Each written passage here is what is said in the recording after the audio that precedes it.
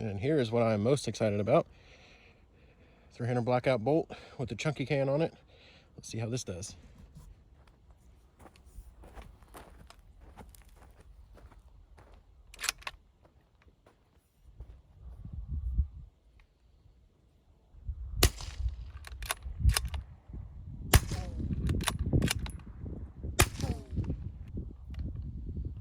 Sounds good.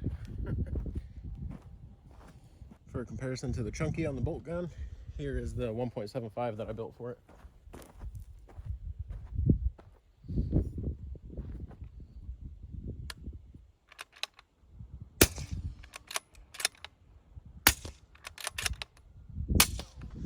Honestly, to me, sounds like the chunky is not quite as optimized as the 6-inch 1.75 can.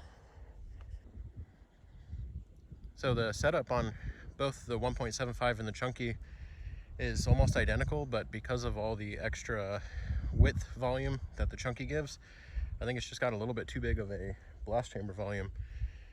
So I could make this direct thread and rearrange the spacers to reduce it and make it perform better on here.